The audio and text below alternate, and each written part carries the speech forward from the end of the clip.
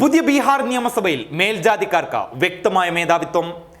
നിയമസഭാ സാമാജികരിൽ 4-1 സവർണനാണെന്ന് times of ഇന്ത്യയുടെ കണക്കുകൾ വ്യക്തമാക്കുന്നു. 243 അംഗ സഭയിൽ 64 പേരാണ് മേൽജാതിക്കാർ. ഇതിൽ 45 പേരും NDAയിൽ നിന്നുള്ളവരാണ്. BJPയിൽ നിന്ന് 33 പേരും JDUവിൽ നിന്ന് 9 പേരും VIPയുടെ 2ഉം HAMSന്റെ 1 സവർണനാണെന്ന് ടൈംസ് ഓഫ് ഇന്ത്യയുടെ കണക്കുകൾ പറയുന്നു. രജ്പൂത്, ഭൂമിഹാർ, ബ്രാഹ്മണർ, കയസ്ഥ എന്നിവരാണ് ബീഹാറിലെ ഉയർന്ന ജാതിക്കാർ. സഭയിലേക്കെത്തിയ 64 മേൽജാതിക്കാരിൽ 28 പേർ രജ്പൂത്തുകളാണ്.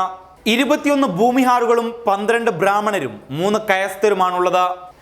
മഹാസഖ്യത്തിന്റെ 17 ഉയർന്ന ജാതിക്കാരാണ് ഇത്തവണ സഭയിലെത്തിയത്.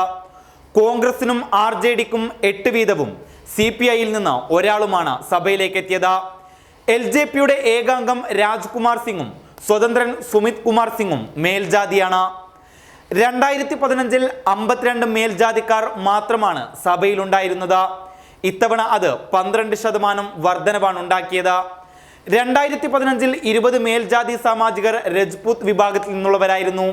18 ഭീമഹാറുകളും 11 ബ്രാഹ്മണരും 3 കയസ്ഥരും. ഇത്തവണ സഭയിലെ മുസ്ലിം പ്രാതിനിധ്യത്തിലും വലിയ കുറവുണ്ടായി. ഇത്തവണ 19 മുസ്ലിങ്ങളാണ് സഭയിലെത്തിയത്. കഴിഞ്ഞ തവണ ഇത് 24 പേരായിരുന്നു. യാദവ് വിഭാഗത്തിലും ഇത്തവണ ഗണ്യമായ കുറവുണ്ടായി. കഴിഞ്ഞ തവണ 61 ആണെങ്കിൽ ഇത്തവണ അത് 52 മുഖ്യമന്ത്രി നിതീഷ് കുമാറിന്റെ ജാതിയായ കുർമി വിഭാഗത്തിൽ നിന്നുള്ളവരുടെ എണ്ണവും കുറഞ്ഞു.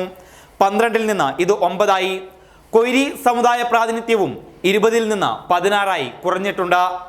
News desk public Kerala. Momma's dishwash liquid, soft on hands.